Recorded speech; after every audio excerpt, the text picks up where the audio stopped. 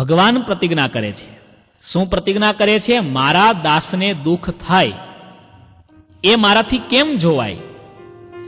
હે તે તો મુજથી કેમ સહેવાય રે, જો હું દાસને દુઃખ થાય રે, એ તો ઘટે નહીં કોઈ કાળે રે, પછી કોણ કહે મને દયાળ રે. મહારાજ એમ કહે છે, મારા દાસને, મારા ભક્તને દુઃખ આવે અને હું સહન કરું, મારા દાસને એમાંથી બચાવવું નહીં તો મને દયાળુ કોણ કહેશે? મહારાજે પેલા રજપૂતમાં પ્રવેશ કર્યો.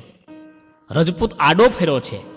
પેલા બે કોળી પાછળ આવ્યા છે, હાથમાં શસ્ત્ર છે અને દોડતા દોડતા આવે છે. ક્યાં છે પેલા બાવાજી? ક્યાં છે બાવાજી? તારા ખેતરમાં આવ્યા છે, આમ રજપૂતને કહ્યું છે. અને રજપૂતે હાકલ મારી છે, અરે તમારે બાવાજીનું શું કામ છે? મેં એને રાખ્યા છે, મારી સાથે છે, બોલો શું કામ છે? હું રજપૂત છું. જો એ મહાત્માજીનું, એ સાધુ સંતનું તમે નામ લીધું છે, તમારી ખબર લઈ નાખીશ. એવા કડક શબ્દો કયા છે. પેલા બંને કોળીને એમ થયું કે આ રજપૂત છે, જો હાથમાં જશું ને તો આપણને છોડશે નહીં, એના કરતા ત્યાંથી એ બંને ભાગ્યા છે. આ રીતે ભગવાન સ્વામિનારાયણે રજપૂતની અંદર પ્રવેશ કરી અને બ્રહ્મચારીની રક્ષા કરી. પછી તો પેલા બંને જણા જતા રહ્યા.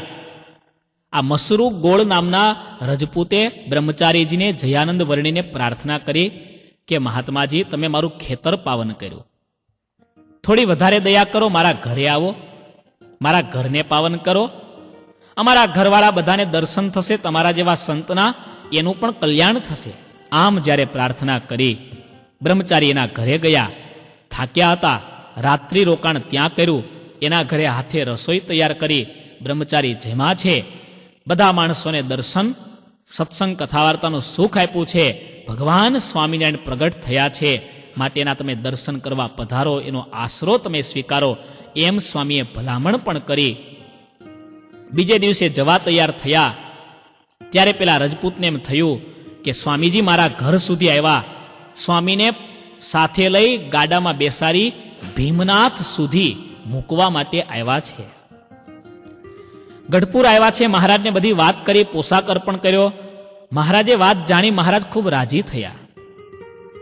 મહારાજે બ્રહ્મચારીને કહ્યું છે, એ રજપૂત અમારા દર્શન કરવા ચોક્કસ આવશે, અને જ્યારે આવે ત્યારે તમે એને અમારી પાસે લઈ આવજો, અમને એનો પરિચય કરાવજો. ભગવાન તો અંતર્યામી છે, દરેકને જાણે છે, છતાં મહારાજ એટલા માટે કહે છે કે કોઈક જીવ હોય એને ભગવાન સુધી આવવું હોય તો વચ્ચે કોઈક સાધુ હોય, કોઈક મહાત્મા હોય, કોઈ ભગવાનના ભક્ત હોય, અને એ કાંડું ઝાલીને ખેંચી લાવે ને ત્યારે આવે, બાકી ન આવે. અમારા ભગવાન દાદાને જો 1 વર્ષથી અહીંયા મંદિરમાં આવવું છે, બોલો, પણ આજે પહેલી વખત આવ્યા, આપણે ખૂબ ખૂબ તાળીઓથી વધાવીએ. આપણા ખૂબ ગુરુજીના કૃપાપાત્ર છે આખો પરિવાર. કોઈક લાવનાર જોઈએ. સમય હોય, સાનુકૂળતા હોય, સાધન હોય, સુવિધા હોય, તેમ છતાં પણ માણસ મંદિર સુધી નથી આવતો. મંદિરમાં તો આ ઠાકોરજીની કૃપા હોય એ જ આવે છે, બીજો કોઈ નથી આવતો. તમે આવ્યા છો એનો મતલબ કે તમારી ઉપર ભગવાનની કૃપા છે અને છે. થોડા સમય પછી ગઢપુરમાં એક દિવસ એ આવ્યા છે. એ મસરૂ ગોળે પૂછ્યું છે, વર્ણીજી, જયાનંદજી ક્યાં મળશે? બ્રહ્મચારીને ભેગા થયા. બ્રહ્મચારી રાજી થઈ ગયા. એમને ખબર પડી ગઈ કે મહારાજે મને કહ્યું હતું, ભગવાન તો અંતર્યામી છે, ભૂત, વર્તમાન અને ભવિષ્ય ત્રણેય કાળને જોનારા છે. ભગવાનના જ સંકલ્પથી આવ્યા લાગે છે. સાથે લઈ મહારાજ પાસે આવ્યા. મહારાજે ખૂબ ખૂબ પ્રશંસા કરી અને સંતો હરિભક્તોની સભામાં મહારાજે એમ કહ્યું કે આ રજપૂતે અમારા બ્રહ્મચારીનો પક્ષ રાખ્યો છે. જે અમારા સાધુનો પક્ષ રાખશે, અમારા સાધુ કે ભક્તની માથા સાથે સેવા કરશે, એનું કલ્યાણ અમે મુક્તાનંદ સ્વામીની જેમ કરીશું. ભગવાન સ્વામિનારાયણે આશીર્વાદ આપ્યા. મહારાજે ખૂબ રાજીપો દર્શાવ્યો, આશીર્વાદ આપ્યા અને મહારાજની કૃપાથી જયાનંદ વર્ણીજીના સમાગમથી આ રજપૂતને પણ અંતર નિર્મળ થયું, સત્સંગ સ્વીકાર્યો, કંઠી પહેરી સત્સંગી થયા. અદ્ભુત કીર્તનના શબ્દ છે. હે ના ગઈ ગંગા ગોદાવરે કાશે, ઘેર બેઠા મળ્યા અક્ષરવાસે. ગંગાના કિનારે જવાથી, હિમાલયમાં હાડ ગાળવાથી, કોઈ ઝાડ ઉપર ઊંધા માથે લટકવાથી પરમાત્મા નથી મળતા. પરમાત્માને મેળવવાનો ટૂંકામાં ટૂંકો રસ્તો છે. એને મળેલા સંત મળે ને તો એક ઘડીમાં, આધી ઘડીમાં ભગવાન મળે, મળે, મળે અને મળે. બસ ચાવી ત્યાં છે. એ ચાવી છે. એ ચાવીને આપણે પકડવાની જરૂર છે. ખૂબ સરસ કથા છે આ. એક બહુ જયાનંદ બ્રહ્મચારી ખૂબ રમૂજી હતા. મહારાજ પંચાળામાં હતા. મહારાજે બધા સંતોના, હરિભક્તોના વારા પાડ્યા છે. કથા સાંભળવા જેવી છે.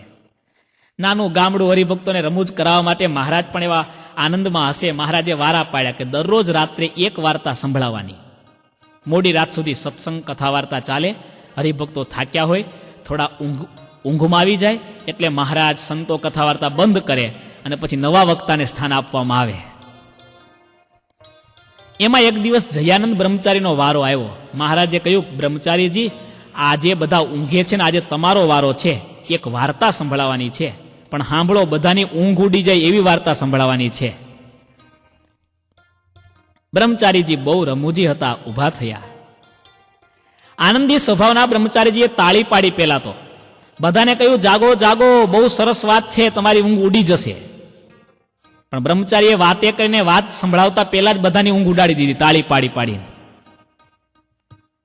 પછી વાત ચાલુ કરી. એક નાનું ગામ હતું. એક ગામમાં એક ગોવિંદભાઈ રહેતા. એનું નામ હતું ગોવિંદ પટેલ. અને ગામમાં ભાગવતની કથા બેઠેલી. હવે આ ગુજરાતી શબ્દ સમજવા જેવો છે. ઘણા લોકો વાત વાતમાં બોલતા હોય કે હમણાં થોડા સમય પહેલા શિકાગોમાં ફલાણા સ્વામીની બેઠી હતી. કથા ન બોલે. શિકાગોમાં ફલાણા સ્વામીની બેઠી હતી. હમણાં થોડા સમય પહેલા ટેક્સાસમાં પેલા સ્વામીની બેઠી હતી. ને બાકી રહી સુવ્રત સ્વામીની. તો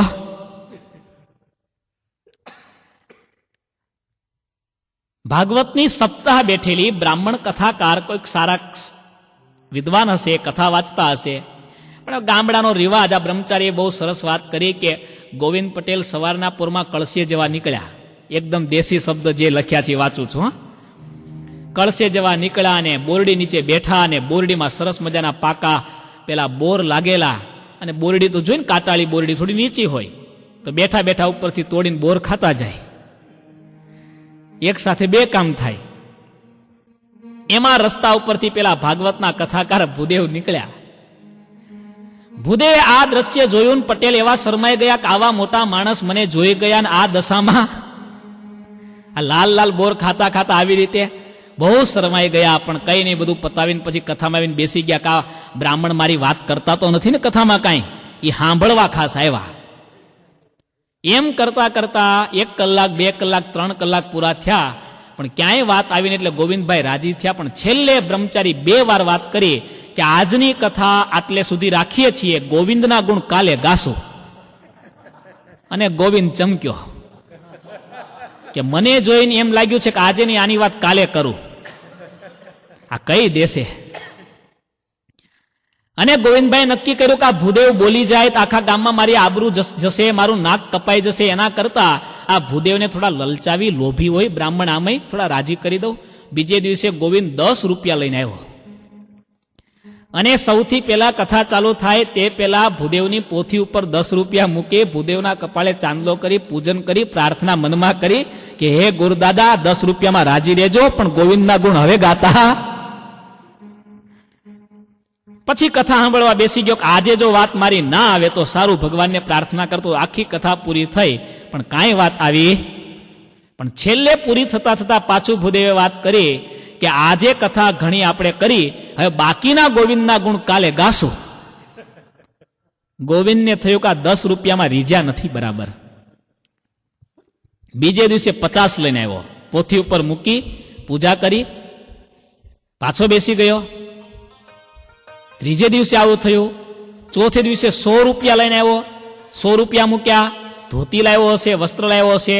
ગોરદાદાને, ગોરાણી માતાને બધાને ધોતિયા વસ્ત્ર ઓઢાડી રાજી કર્યા અને પાછો કથામાં બેઠો. ચોથે દિવસે કથા પૂરી થઈ અને પાછા પેલા ભૂદેવ એ જ બોલ્યા કે હવે આજની કથા ઘણી થઈ, હવે બાકીની ગોવિંદના ગુણની કથા આપણે કાલે કરીશું. અને પટેલનો મગજ ગયો. ચાલુ કથાએ ઉભા થઈ ગયા, ચાલુ કથાએ ઉભા થઈને ગમે તેમ બોલવા લાગ્યા. 10 રૂપિયા આપ્યા, 50 રૂપિયા આપ્યા, 100 રૂપિયા આપ્યા, તોય લોભ્યા.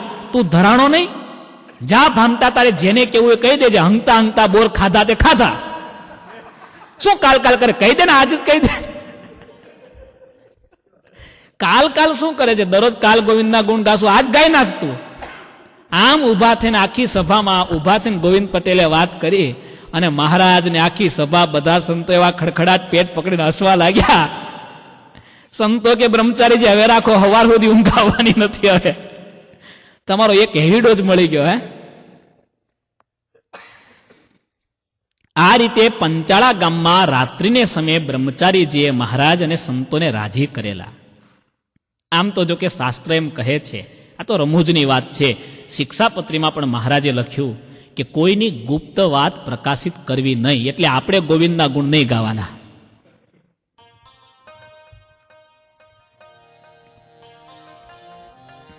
અર્થનાશમ મનસ્તાપમ ગૃહે દુશ્ચરિતાનિ ચ. આટલી વસ્તુ યાદ રાખજો.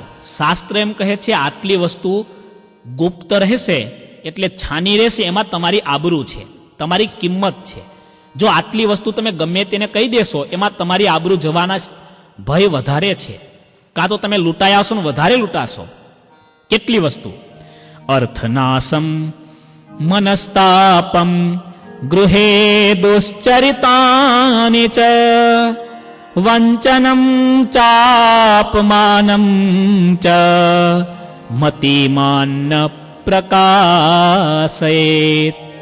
અર્થનાશ, તમારા ઘરમાં મોટી ચોરી થઈ હોય તો જેને તેને કહેતા ન ફરો, કોઈ યોગ્ય વ્યક્તિને વાત કરજો. મનસ્તાપમ, મનમાં કોઈ મોટી સંવેદના હોય, મોટી ઉપાધિ દુઃખ હોય તો ગમે તેને ન કહેશો.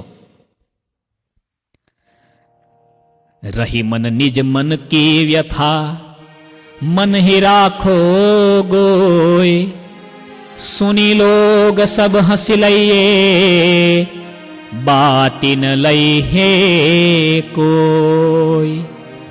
રહીમને પણ પ્રાર્થના કરીને કહ્યું, મનમાં મોટું દુઃખ હોય તો ગમે તેને ન કહેશો.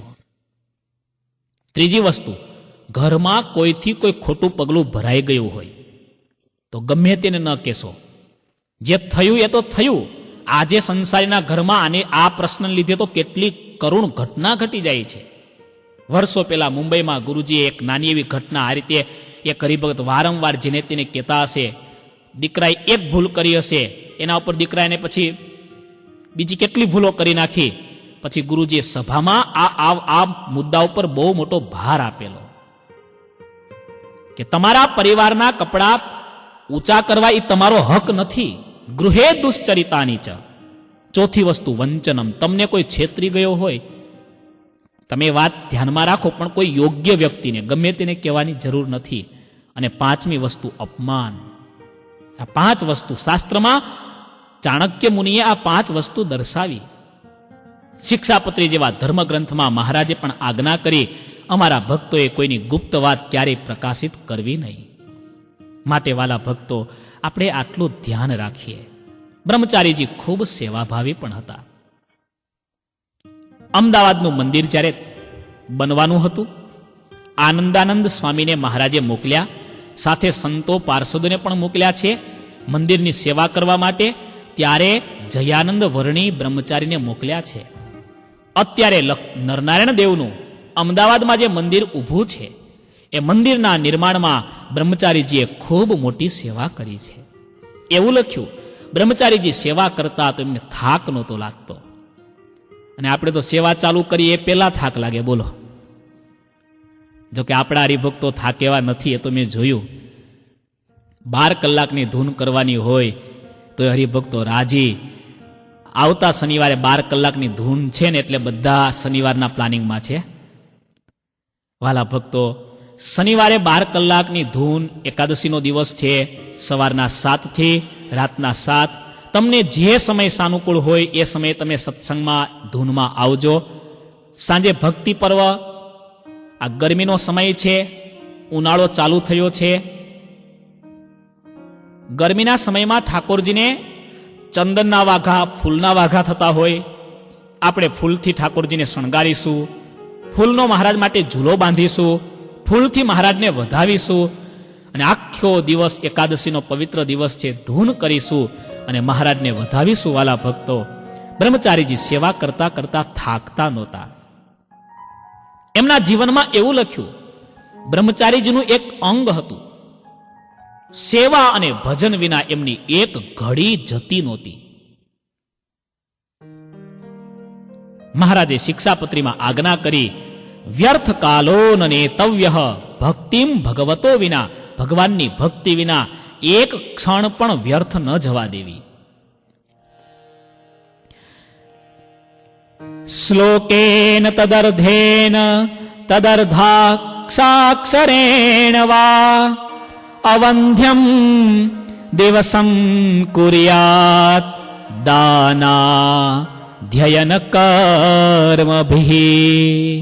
શાસ્ત્ર એમ કહે છે, એક શ્લોક વાંચીને, એક ન વાંચી શકો તો અડધો શ્લોક વાંચીને, અડધો ન વાંચી શકો તો અડધાનો અડધો શ્લોક વાંચીને, એટલે એક સારી વાત વાંચીને, દિવસમાં એક સારી વાત સાંભળીને દિવસને અવંધ્ય કરવો જોઈએ.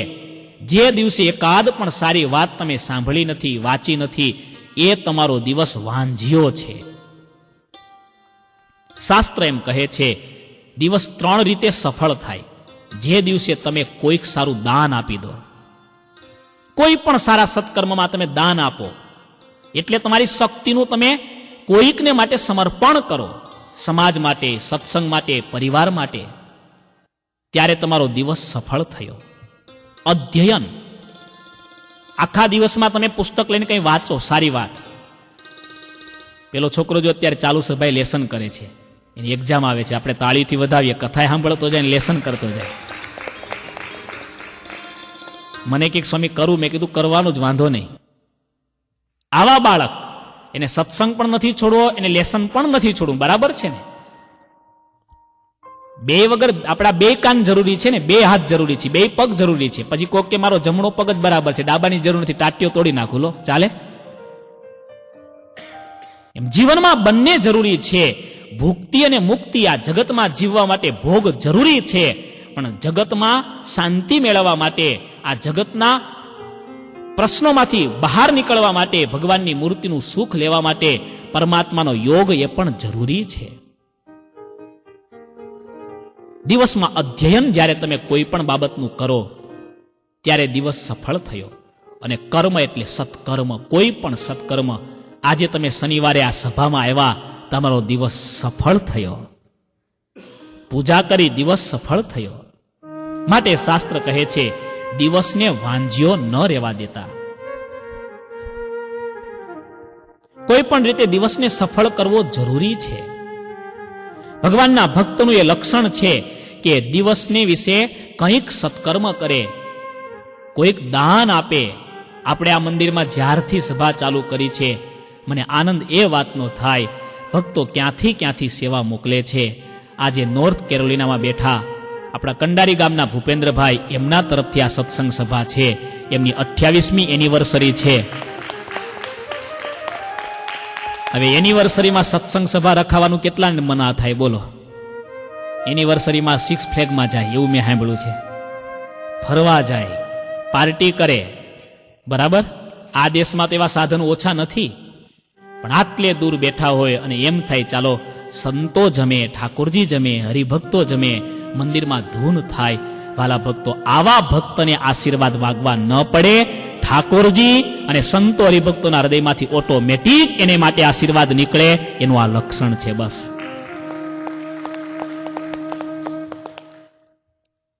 વડતાલનું જ્યારે મંદિર થયું લક્ષ્મીનારાયણ દેવનું, ત્યારે પણ આ બ્રહ્મચારીને મહારાજે મોકલ્યા હતા. એમણે મંદિર નિર્માણમાં પણ ખૂબ સારી સેવા કરેલી, પછી લક્ષ્મીનારાયણ દેવ વગેરેની પૂજા પણ ખૂબ સારી કરેલી. આ રીતે મંદિરોમાં પણ ખૂબ સેવા એમણે કરી છે. આજ્ઞાંકિત એવા હતા, મહારાજ જે કામ સોંપે એ કામ એ કરે, ઉત્સાહથી કરે, ખંતથી કરે. એક શાસ્ત્રનો એવો ક્રમ છે કે જેને જે કામ ફાવતું હોય એ સોંપવું, નકર કામ બગડે પણ ખરું. પણ એક દ્રષ્ટિએ એવું પણ દેખાય, માણસના હૃદયમાં જ્યારે તમન્ના હોય, ઉત્સાહ હોય, ત્યારે જે કામ સામે આવે બધું કામ એને આવડી જાય. અમેરિકા દાખલો છે, તમે જુઓ.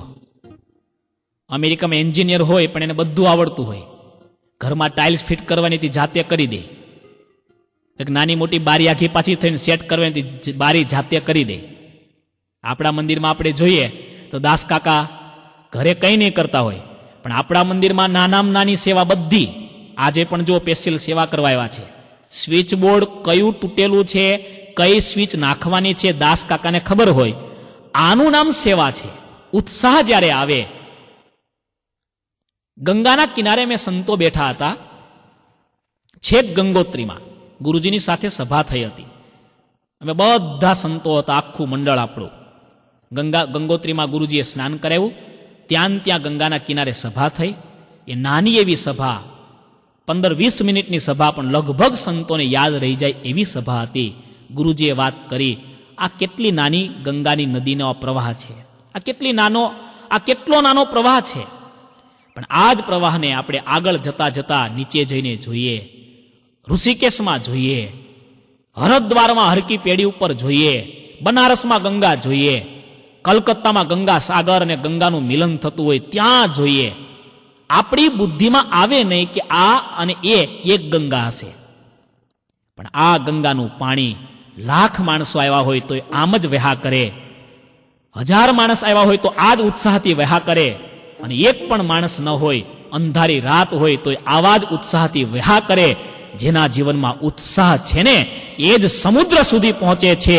એની ખાતરી રૂપે આ ગંગાનો પ્રવાહ છે. આ ગંગાનો પ્રવાહ ટોળી જોઈને તાલ બદલા કરે ને, એ સફળતાની નિશાની નથી. ઉત્સાહ હોવો જોઈએ. મહારાજ માટે વચનામૃતમાં મહારાજ એટલા માટે કહે, જેના હૃદયમાં ભક્તિ છે એને એમ થાય, ભગવાન અને ભગવાનના સંતને અર્થે મારાથી શું ન થાય. થાય એમ નહીં, શું ન થાય. કરમળ ગામના ફૂલીબા હતા, ખૂબ પ્રેમી, સેવાભાવી. એમણે આવીને મહારાજને પ્રાર્થના કરી, મહારાજ આપે ઘણીવાર કહ્યું છે હું તમારા ગામમાં આવીશ, ઉત્સવ કરીશ, તો મહારાજ એ ઘડી ક્યારે આવશે? મહારાજ હમણાં દિવાળી આવે છે, અન્નકોટનો બહુ મોટો ઉત્સવ તમે દર વખતે કરો છો, તો આ વર્ષે આ લાભ મને આપો ને. એ સ્ત્રી ભક્તની વિનંતીથી રાજી થઈને મહારાજે કહ્યું, સારું, તમારે ત્યાં અમે ઉત્સવ કરીશું. ફૂલીબાએ વિનંતી કરી, મહારાજ ઉત્સવ થાય તો સંતો આવે, સત્સંગ થાય, હરિભક્તો દેશ દેશાંતરથી આવે, તો મહારાજનું આયોજન કરવા માટે સંતોને આગળથી મોકલો તો સારું. મહારાજે ત્યારે પ્રજ્ઞાનંદ સ્વામી, સવિત્રાનંદ સ્વામી અને જેરામ બ્રહ્મચારી આ 3ને આગેવાન કર્યા. કરમળ ગામમાં અન્નકોટનો ઉત્સવ સારામાં સારો કરવો છે, એની તમે તૈયારી કરો, આજ્ઞા કરી. 3 જણા આવ્યા છે. ઉત્સવની ખૂબ સારી તૈયારી ચાલે છે. દિવાળી ઉપર મહારાજ પધાર્યા છે. અનેક પ્રકારના પકવાનો મહારાજની આગળ ધરવામાં આવ્યા છે. અન્નકોટ ઉત્સવ, અન્નકોટમાં બનાવેલી વિવિધ વાનગીઓ જોઈ મહારાજ અતિશય રાજી થયા. દેશ દેશાંતરથી સંતો ભક્તો કરમળમાં પધાર્યા છે. દિવાળીના એ 9લા દિવસ છે. મહારાજની સામે અનેક પ્રકારના પકવાનો મૂક્યા છે. નવા વસ્ત્ર, પોશાક, અલંકાર, આભૂષણમાં મહારાજ પણ બિરાજમાન છે. અને આ દ્રશ્ય જોતાની સાથે સંતો હરિભક્તોને ખૂબ આનંદ થયો છે. બધા એટલા બધા રાજી થયા છે. અને ત્યારે જેરામ બ્રહ્મચારીથી રહી શકાયું નથી અને એમણે કીર્તન લલકાર્યું છે. હા, હે આવજો છોગલા ધારે મારે ઘેર, આવજો છોગલા ધારે.